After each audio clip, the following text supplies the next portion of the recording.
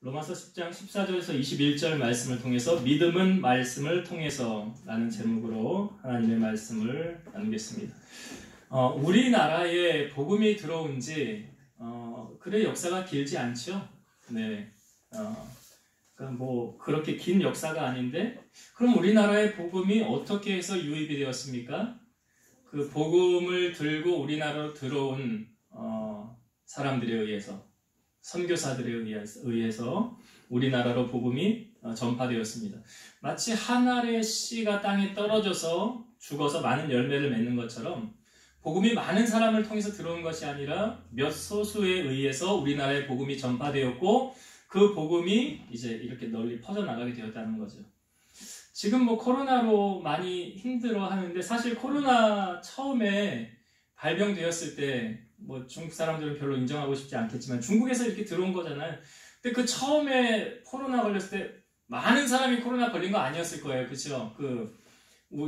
크루즈인가? 그 배에 이제 처음에 몇 명이었었는데 거기 다 거기 있는 사람들이 다 확진되고 이렇게 퍼져나가면서 전 세계로 퍼져나가잖아요. 그 전염력이 참 대단한데, 이 복음이라는 것도 그렇습니다. 복음도 사실은 여러분들이 복음을 어떻게 듣게 되었나 한번 생각해 보세요. 내가 누군가로부터 복음을 들었기 때문에 예수 그리스도에 관한 소식을 알게 되었고 교회로 발걸음을 옮기게 되지 않았는가. 그 말씀을 이제 14절, 15절 말씀에 하고 있는데, 14절, 15절을 볼 때 제가 15절을 먼저 다시 볼게요. 15절을 보면, 그리고 14절을 거꾸로 올라가면 이 말씀이 더 이해가 되기 때문에 15절을 다시 봅니다. 보내심을 받지 아니하였으면 어찌 전파하리요. 기록된 바 아름답도다 좋은 소식을 전하는 자들의 발휘함과 같으니라. 여기 좋은 소식을 전하는 자들, 어떤 소식을 말하고 있죠? 복음이에요. 예수 그리스도의 소식을. 그런데 이 사람들, 그러니까 여기서 누가 보냈다는 거예요. 15절에 보니까 보내심을 받지 아니하였으면 어찌 전파하리요 라는 말을 다시 말하면 누군가가 보냈기 때문에 그들이 전파한 것이다 라는 말이죠. 그러면 누가 보냈다는 걸까요? 그 보내심을 받은 사람들은 누가 그들을 보냈을까요? 그러니까 이 사람들은 먼저 복음을 들은 사람, 먼저 예수님을 나의 구주로 영접하고 하나님의 은혜를 체험한 사람, 그런 사람들, 먼저 하나님을 만난 사람, 그 사람들이 이제 나가서 복음을 전파했다는 거예요. 그럼 누가 보냈다는 걸까요? 하나님 보내신 거죠. 하나님이 보내신 거예요. 여러분, 복음이라는 것은 이 구원을 얻기 위한 통로인데, 여러분, 우리가 구원받은 거, 우연히 구원받은 사람 아무도 없어요. 그러니까 누군가에 의해서 내가 복음을 듣게 되었다는 거거든요. 근데 이거를 성경의 여러 부분에서 우리에게 많이 보여주고 있어요. 고넬료라는 사람이 사도행전에 등장을 하는데, 이 고넬료가 경건하고 하나님을 잘 섬기는 사람이었어요. 기도하는데 천사가 나타났어요. 깜짝 놀랐겠죠. 그 천사가 뭐라고 그러냐면, 너의 기도와 구제가 하나님 앞에 상달되었느니라. 다 보고 아셨다는 거예요. 그러니 네가 지금 요바로 사람을 보내어 베드로라 하는 시몬을 청하라. 베드로 사도를 청하라는 거예요. 고넬료 보고. 그리고 성령께서 베드로에게 또 어떻게 일하시냐면, 환상 가운데 보자기가 내려와서 잡아먹어라 그래요. 그런데 구약의 율법에 의하면 먹는 음식과 먹지 못하는 음식이 있어요. 근데 거기에 보니까 온갖 못 먹는 음식이 가득 있는 거예요. 그러니까 먹어라 그랬더니 저 이거 안 먹습니다. 저 이런 거 안 먹습니다. 율법에 부정한 음식이라고 하는 거 먹지 않습니다. 그랬더니 하나님 뭐라고 그러냐면, 내가 깨끗하게 한 것을 왜 네가 더럽다고 하느냐. 이런 환상이 베드로에게 똑같이 3번 보입니다. 그리고 나서 베드로가 있는 집의 문을 누가 두드려요. 열어보니까 누가 보낸 사람이요? 고넬료가. 근데 고넬료는 이방인이에요. 베드로는 유대인이에요. 그러니까 이방인이 유대인과 교제하는 것, 불법이다라고 말하고 있는데, 상종조차 하지 않습니다. 유대인들은 이방인을. 그런데 성령께서 베드로에게 뭐라고 그러냐면, 내가 이 두 사람을 보냈다는 거예요. 내가 보냈으니 너는 의심하지 말고 그들과 함께 가라. 그래서 베드로가 고넬료의 집에 가서 그들을 맞아들이고, 고넬료는 그때 뭐합니까? 고넬료 일가, 친척, 자기 친구들, 사람들 다 자기 집에 불러 모아요. 그리고 나서 베드로를 맞아들입니다. 그리고 베드로가 뭐해요? 하나님의 말씀을 전할 때 어떤 역사가 나타났습니까? 성령이 말씀 듣는 모든 사람에게 내려오더라. 그리고 나타난 현상이 그들이 방언을 말하더라. 하나님을 높이더라. 그러니까 이 일을 누가 행하신 겁니까? 고넬료에게 천사가 나타났죠. 베드로를 청하라고 그랬죠. 그리고 베드로에게는 환상 중에 보이고 내가 두 사람을 너에게 보냈느니라. 이 모든 일을 누가 이루어 가시는 거예요? 하나님이 이루어 가시는 거예요. 왜요? 하나님께서 그 베드로를 통해서 또 고넬료를 통해서 구원받아야 될 영혼들을 구원하기 위해서 하나님이 이 일을 이루어 가시는 거예요. 그러니까 구원이라는 건 절대로 사람에 의하여 되어지는 것이 아니다. 그런데 중요한 것은 누군가가 가서 여기 보내심을 받은 사람이 가서 전할 때 어떻게 된다는 거예요? 14절의 말씀을 이제 연결해서 한번 볼게요. 14절. 그런즉 그들이 믿지 아니하는 일을 어찌 부르리요? 듣지도 못한 일을 어찌 믿으리요? 전파하는 자가 없이 어찌 들으리요? 여기 보면 거꾸로부터 보면 전파하는 자가 없으면 들을 수 있습니까? 없습니까? 못 듣죠. 그러니까 전파하기 위해서는 누군가가 보내져야 되는 거죠. 그러니까 누군가가 보내져서 복음을 전파하면 그 다음에 복음을 전파하니까 이것을 듣지도 못한 일을 어찌 믿으리요? 그러니까 복음을 전했잖아요. 그러니까 그들이 들음으로 말미암아 믿게 된다는 거죠. 듣지 않으면 믿을 수가 없는 거예요. 그러니까 믿으니까 또한 부를 수 있다. 부를 수 있다. 이 말이 14절과 15절의 말씀이 연결되어지는 것이 뭐냐면 무슨 중요성을 두고 우리에게 말씀하느냐? 복음을 전파하는 자들의 발걸음이 이처럼 귀하다. 복음을 전파하는 자들이. 여러분 사도 바울이 변화된 거는 우리가 잘 알죠. 다메섹에 가다가 앞이 눈이 멀게 되죠. 떴으나 보이지 않았더라. 그래서 사람들에 의하여 바울이 이제 붙잡혀서 갈 때에 이제 누구를 보내게 되냐면 아나니아라는 제자를 보내게 돼요. 근데 아나니아하고 이제 주님하고 대화하는 내용에 보면 주님이 먼저 아나니아를 찾아요. 아나니아야, 그랬더니 예, 제가 여기 있습니다. 일어나 집 가라 하는 거리로 가서 유다의 집에서 다섯 사람 사울이라는 사람을 찾아라. 그가 기도하는 중이니라. 그러니까 아나니아가 뭐라고 그러냐면 아니 제가 그 사람에 대해서 많이 들었는데요. 그 여기 결박하려고 예루살렘에도 적지 않은 해를 끼쳤는데 여기서도 예수 믿는 사람들을 결박하려고 대제사장에게 그 권한을 받아서 이리로 왔습니다. 그러니까 아나니아가 가겠다는 거예요? 안 가겠다는 거예요? 못 가겠다는 거예요. 근데 주님이 이렇게 말씀하신 거예요. 가라. 이 사람은 내 이름을 이방인과 임금들과 이스라엘 자손들에게 전하기 위하여 택한 나의 그릇이라. 그가 내 이름을 위하여 얼마나 고난을 받아야 할 것을 내가 그에게 보이리라. 여기 이 첫 부분에 아나니아를 향하여 주님이 하셨던 말씀이 뭐예요? 가라. 네 생각 내려놓고 가라. 그러니까 우리가 하나님의 말씀에 내 생각보다 하나님의 말씀이 우위에 있죠. 우선순위죠. 그러니까 하라고 하면 우리는 그냥 하면은 누가 책임지는 거예요? 주님이 다 책임지는 거예요. 그래서 바울이 변화되지 않았습니까? 그리고 바울이 1차 전도 여행을 떠나게 될 때도 안디옥에 모여서 그들이 기도했어요. 여러 사람들이 모여서 기도할 때 성령께서 이렇게 말씀하십니다. 내가 불러 시키는 일을 위하여 바나바와 사울을 따로 세우라. 이 사울이라는 이름이 바나바로 변경된 건 1차 전도 여행 시작하면서 그 이름이 바울이라는 이름으로 바뀌어졌어요. 그러니까 누가 보낸 겁니까? 성령께서. 그러니까 두 사람이 안수하여 성령의 보내심을 받아서 전도 여행이 시작되어진 거예요. 그러니까 바울을 향한 전도의 열정은 전도의 길은 하나님이 열어가시는 거예요. 2차 전도 여행을 할 때도 바울은 아시아로 가고 싶었어요. 그런데 글로 가는 길을 성령께서 막으십니다. 그리고 바울에게 환상이 하나 보이는데 마게도냐 사람 한 사람이 와서 우리를 도우라.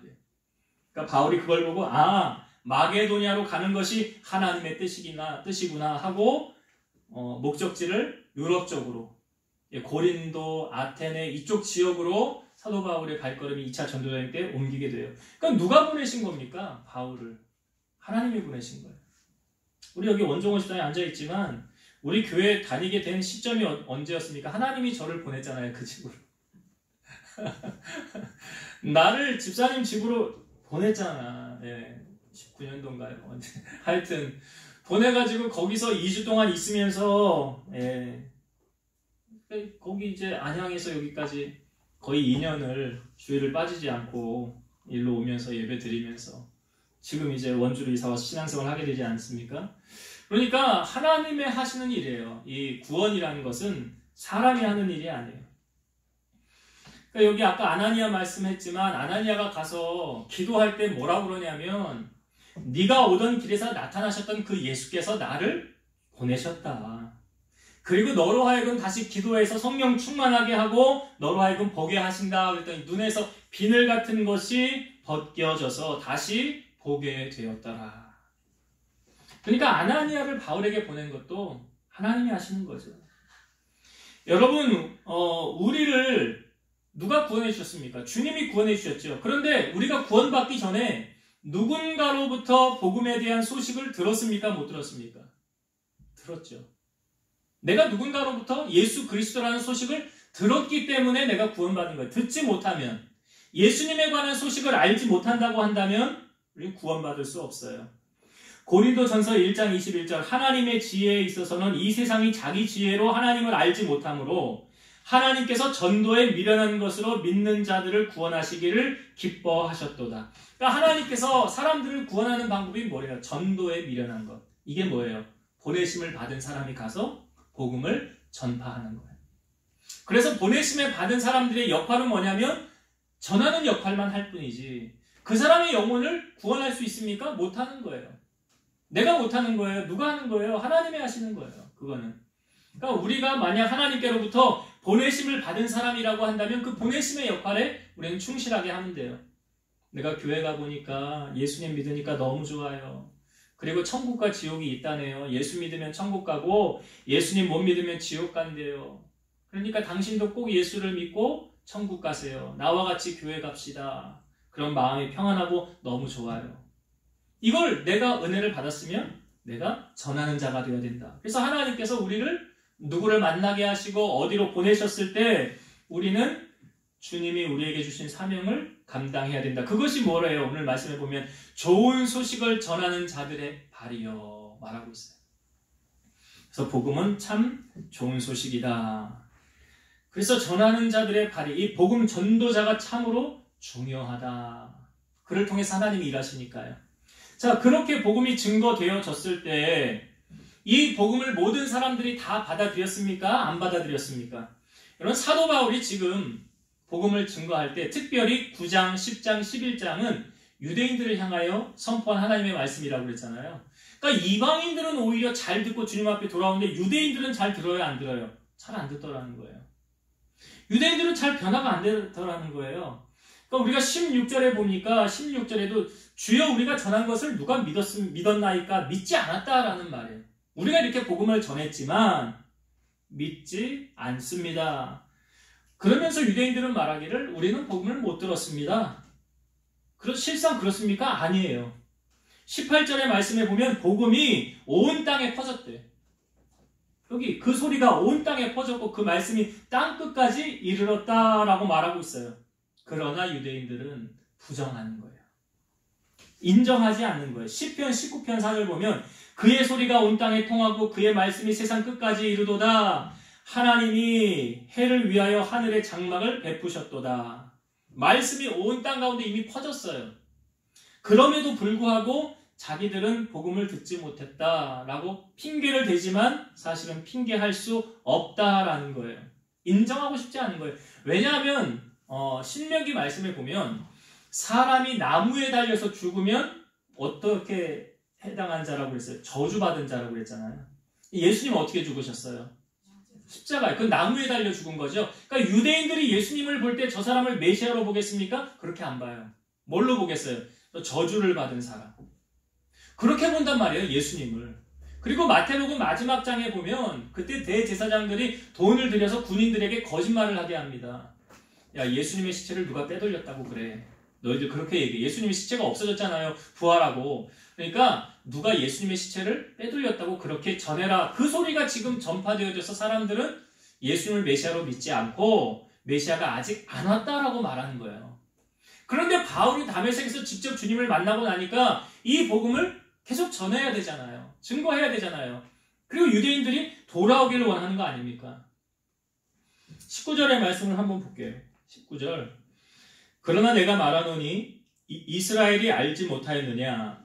먼저 모세가 이르되 내가 백성 아닌 자로서 너희를 시기하게 하며 미련한 백성으로서 너희를 노엽게 하리라 하였고, 여기 이스라엘은 유대인들을 말하는 것이고요.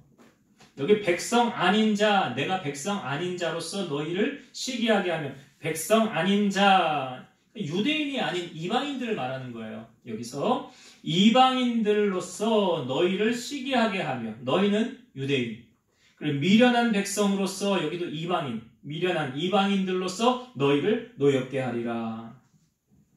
그러니까 이방인들은 하나님을 믿고 하나님께 자꾸 돌아오고 예수님이 나의 구주이십니다 라고 그렇게 돌아오는데, 정작 유대인들은 돌아옵니까? 안 돌아옵니까? 돌아오지 않더라. 잘 돌아오지 않더라. 그리고 여기 20절을 볼게요. 20절. 이사야는 매우 담대하여 내가 나를 찾지 아니한 자들에게 찾은 바 되고 내게 묻지 아니한 자들에게 나타났노라 말하였고, 이거 20절 이 부분을 현대어 성경으로 제가 이해하기 쉽게 읽어볼게요. 그 후에 이사야도 담대하게 이렇게 일러주었습니다. 나는 너희를 도와주려고 항상 기다리고 있었으나 나에게 도와달라고 호소하는 사람이 하나도 없었다. 그러니까 하나님은 도와주려고 손을 내어밀고 있는데 오히려 하나님께 손을 내어민 유대인들이 없었다는 거예요. 돌아오는 자가 없었다는 거예요. 21절 말씀. 이스라엘에 대하여 이르되 순종하지 아니하고 거슬러 말하는 백성에게 내가 종일 내 손을 벌렸노라 하였느니라. 이게 무슨 말이냐면, 이게 하나님이 이제 손을 벌렸다는 이야기인데, 이것도 쉽게 이해하도록 현대어 성경으로 21절 읽어볼게요. 하나님께서는 이스라엘에게 계속 자신의 팔을 벌리고 계셨지만 그들은 계속 이유를 늘어놓으면서 하나님께로 돌아가기를 거부하였습니다. 그러니까 하나님은 계속 내게 돌아와라, 내게 와라 라고 손을 내어 밀었지만 유대인들은 하나님께 돌아오기를 뭐 했대요? 거부했더라. 거부하였더라. 그러니까 하나님은 구원에 향한 열정이, 하나님이 포기하십니까? 안 하십니까? 네, 하나님은 포기하지 않아요. 하나님은 한번 택한 하나님의 백성을 절대로 포기하지 않아요. 우리가 똑같은 복음, 똑같은 말씀을 듣는데 참으로 아이러니한 것은 100% 하나님의 말씀으로 믿는 사람이 있는가 하면 도저히 자기의 이성으로 따지고 드는 사람이 있어서 그것 하나님의 말씀으로 나는 이해가 안 돼 하며 받아들이지 못하는 사람이 있다는 거예요. 지금 유대인들이 그러고 있는 거예요. 우리는 하나님의 말씀을 듣고 하나님은 그렇게 하셨지, 불가능이 없어. 아니 뭐 쉬운 예로 홍해가 갈라졌대. 처녀가 아이를 낳았대. 아브라함과 사라는 90살에 100세에 아들을 낳았대. 원래 못 낳는데 하나님이 그렇게 하셨어 라는 것을 우리는 말씀 그대로 순수하게 받아들이고 믿잖아요. 근데 이것을 이거 과학적으로 증명해봐. 난 못 믿겠어. 그런 일이 어떻게 있을 수 있어? 하고 받아들이지 않는 사람들, 이성과 논리에 의해서 따지고 들면 그렇게 믿지 않는 사람들이 있다라는 거죠. 그러니까 예수님이 나의 구주이심을 우리는 복음을 받아들여서 예수님이 나를 위해 십자가에서 피 흘리고 죽으셨대. 그래서 예수님이 보혈의 공로로 우리가 구원받은 거야. 그리고 그분은 부활하셔서 이 땅에 계시다가 하늘로 승천하셨고 나중에 이 땅으로 재림하실 거야 라는 복음을 순수하게 받아들이는 사람이 있는가 하면 이것을 증명해봐라. 나는 못 믿겠다. 봐야 믿겠다. 네가 아무리 얘기해도 나는 안 믿을 거다. 그런 사람들도 있다는 거죠. 그러니까 여기 우리가 신앙생활을 함에 있어서 이 지금 유대인들과 이방인을 비교하여 우리에게 보여줄 때 우리가 취해야 할 태도는 무엇인가? 유대인과 같이 해서는 절대로 안 되죠. 그러기 위해서 우리가 꼭 새겨야 되는 말씀이 17절이에요. 17절 중요한 말씀인데 17절을 같이 한번 읽어볼게요. 17절 시작. 그러므로 믿음은 들음에서 나며 들음은 그리스도의 말씀으로 말미암았느니라. 자, 여기 결국 믿음 이야기를 하는 건데요. 믿음은 어디에서 난대? 들음으로 나며. 들음으로 난다는 것은 믿음이 들음으로 자란다는 거죠. 그러니까 아이들이 밥 먹으면서 자라는 것처럼, 애기들은 모유를 먹으면서 자라는 것처럼 이 믿음이라는 것은 들음으로 자랄 수 있다. 이게 무엇을 들어야 된다는 거예요? 여기 17절. 믿음은 들음으로 나며 들음은 그리스도의 말씀으로 말미암았느니라. 그러니까 그리스도의 말씀을 들음으로 뭐가 자라요? 믿음이 자라는 거예요.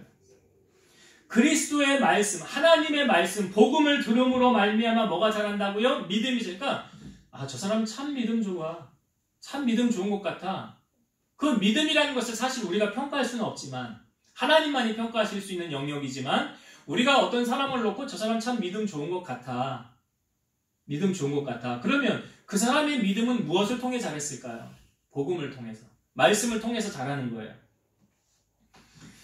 그래서 우리가 믿음이 자라기 위해서는 말씀의 자리를 떠나서는 안 되고 놓쳐서는 안 되는 거죠. 요한복음 5장 39절 너희가 성경에서 영생을 얻는 줄 생각하고 성경을 연구하거니와 이 성경이 곧 내게 대하여 증언하는 것이라. 성경이 누구 이야기래요? 예수님 이야기예요. 그래서 성경을 가까이 하면 믿음이 자라는 거예요. 성경에 보니까 12년 동안 혈류증으로 고통받던 여인이 있었어요. 이 여인이 자기 병 고치려고 갖은 의원들 찾아다니면서 자기 돈 들여서 병을 고쳐보려고 했지만 오히려 더 악하게 되었고 병만 더 심해졌어요. 그 찰나에 그 사람이 예수님에 관한 소식을 듣게 됩니다. 이게 뭐예요? 복음이에요. 예수님의 소식을 듣게 되는 게 바로 복음이에요. 그리고 예수님의 소식을 듣고 난 후에 이 여인에게 심경의 변화가 생겼어요. 어떤 변화가 생겼냐면 당시 법에 의하면 여인이 출혈 중에 밖으로 나가면 불법을 저지르는 건데 그러니까 예수님 앞에 자기는 떳떳하게 나아갈 수 없는 거예요. 불법을 저지르는 것이기 때문에. 그런데 예수님에 관한 복음의 소식을 듣고 내가 예수님에게 가서 예수님의 옷자락만 만져도 나는 구원받을 거다 라는 믿음이 그에게 자랐어요. 그러니까 결국 무엇을 통해 믿음이 자랍니까? 예수님의 이야기, 복음이에요. 말씀을 통해서 믿음이 자라는 거예요. 그 믿음이 자라서 이 여인이 예수님 앞에 나아가서 옷자락을 만지게 됨으로 말미암아 자기의 병이 고침받게 되었더라. 그러니까 이게 연결이 되는 게 맞죠. 믿음은 들음으로. 그러니까 우리가 말씀 잘 들으면, 설교 잘 들으면 어떤 일이 벌어집니까, 여러분? 이 문제 하나님이 해결해 주실 것 같아. 나 이거 고민했었는데 하나님이 오늘 역사해 주실 것 같아. 이게 뭐예요? 믿음이에요. 그 믿음이 어떻게 자라는 거예요? 들음으로.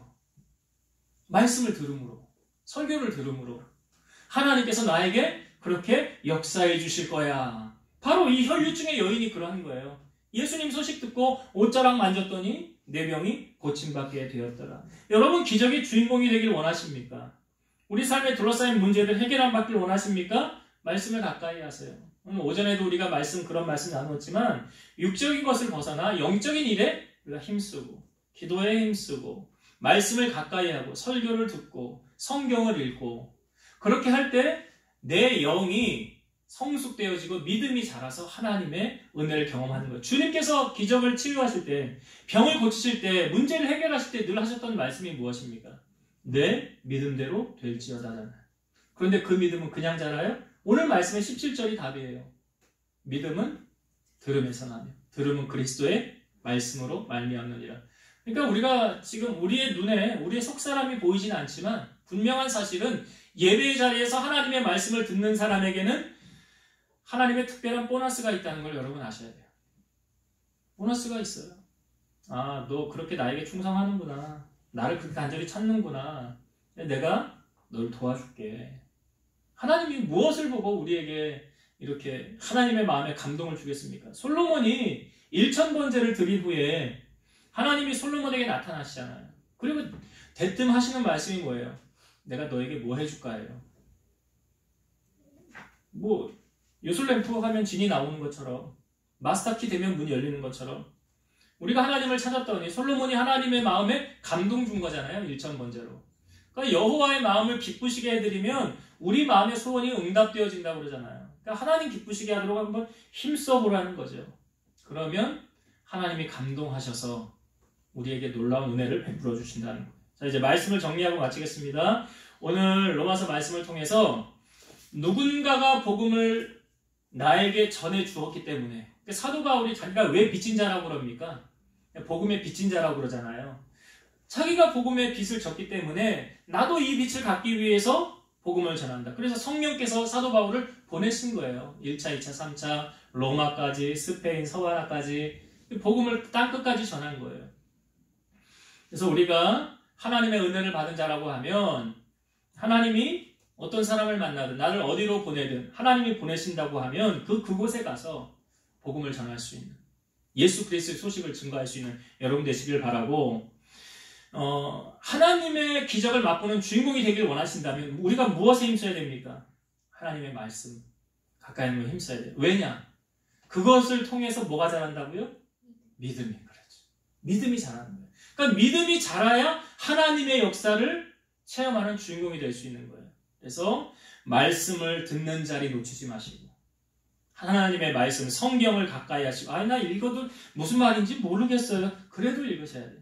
네, 성경을 가까이 하시고 읽으시고, 네, 학생들은 잠언을 많이 보시고 지혜를 구하시고, 그래서 내가 말씀을 가까이 하면 나에게 믿음이 자라서 그 믿음을 통해 하나님의 은혜를 경험하는 주인공이 된다. 이게 연결이 되어져 있죠. 그래서 말씀을 통해서 하나님의 은혜를 체험하는 우리 성도들 되시기 바랍니다. 기도하시겠습니다. 살아계신 하나님 감사합니다. 우리나라에 복음이 들어온 지 그리 오래되어지지 않았습니다. 그러나 누군가가 이곳에 복음을 전하였기에 우리가 들을 수 있는 것입니다. 거기에는 많은 순교자들의 피도 있었고 환난과 고난과 어려움 가운데서도 이 복음이 사그러들지 않고 없어지지 않고 오늘 우리 가운데까지 증거되어 전파되어졌습니다. 우리도 누군가로부터 복음을 들어 빚진 자이오니 이제 주님이 우리를 보내실 때 복음을 전하는 아름다운 자들의 발이어함과 같이 우리 사랑하는 성도들의 발길이 이런 아름다운 발걸음, 복음을 전하는 하나님의 증인으로서 살아가는 저희들 되게 하여 주옵소서. 이 땅에 살아가는 우리들 살아계신 하나님을 맛보고 기적의 주인공이 되기를 원합니다. 그러기 위해서는 우리가 믿음이 자라야 되겠습니다. 하나님의 말씀을 통하여 믿음이 자란다고 하셨으니 예배의 자리 빠지지 않게 하시고 설교에 집중하며 말씀을 듣는 일에 게을리하지 않게 하시고, 또한 우리에게 성경을 주신 것은 성경이 곧 주님에 대하여 하신 말씀이라고 하였사오니 하나님의 말씀을 가까이 하고 묵상하고 읽음을 통해서 우리 속사람이 강건해지고 믿음의 분량이 더욱 자라서 하나님의 큰 일을 맛보는 기적의 주인공들이 되게 하여 주옵소서. 한 주간 세상을 향하여 나아갑니다. 주님의 능력의 손이 우리와 함께하여 주시고 모든 악에서부터 건져주시고 지켜주시며 하나님 은혜 가운데 승리하는 한 주간을 보낼 수 있도록 은혜를 더하여 주옵소서. 이제는 우리를 모든 죄악 가운데서 구속하신 예수 그리스도의 은혜와 하나님의 사랑하심과 성령님의 내주, 교통 인도 역사 충만케 하심이 사랑한 성도들 머리 위에, 저들의 가정 위에, 이 재단과 나라와 민족 위에 이제로부터 영원토록 함께 있을지어다. 아멘.